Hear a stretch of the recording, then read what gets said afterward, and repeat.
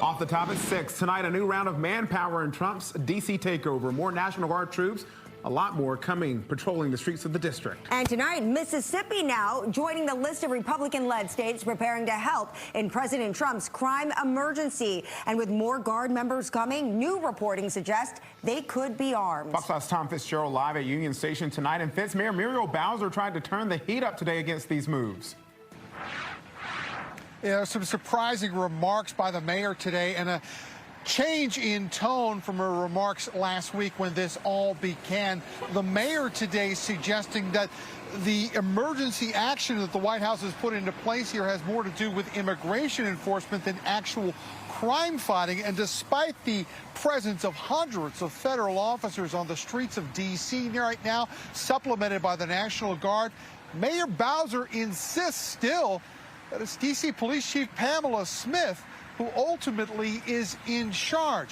We'll take a look at this scene today. This was Union Station throughout this afternoon up until right now.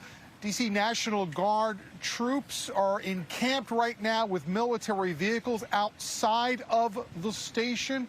And then there was this news today about even more National Guard troops on the way. Over the weekend, Ohio, South Carolina, and West Virginia governors, all Republicans, all announcing that they'd send troops here to D.C. And then late this afternoon, the governor of Mississippi joining the fray. The mayor says today that the National Guard's original troops to support law enforcement had nothing to do with actual crime fighting. And some military experts tell Fox 5 today they're concerned that if the National Guard is put in charge of law enforcement activities, that is something that the experts say they are not trained for. That is not what I have been advised, and unless their orders have somehow changed, I don't know that they can engage in arrest. I'm always concerned when soldiers are put in a position of peacekeeping. I was the same concern I had when we deployed soldiers downrange in Iraq. We asked our soldiers to be peacekeepers on one block and then warfighters on the next block.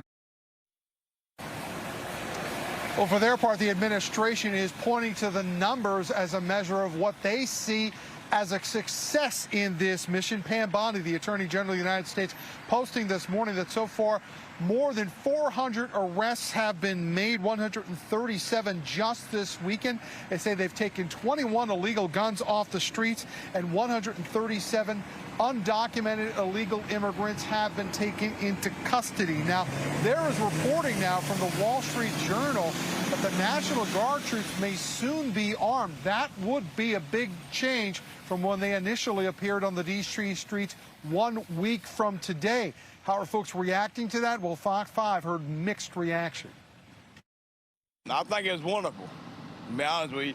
He's probably one of the most hated presidents in the United States, but he doesn't really care, I don't think. It's a little concerning, a little, I was taken aback, but what else can I do? I have to get to where I'm going, so yeah, but yeah, a little nerve-wracking for me. A spokesman for Virginia Governor Glenn Youngkin told Fox 5 today that the Commonwealth is in consultation with federal authorities. We are live at Union Station tonight. We'll send it back into you. Fitz, thank you. Also tonight, President Trump and Ukraine's Volodymyr Zelensky meeting at the White House to try to map out a path to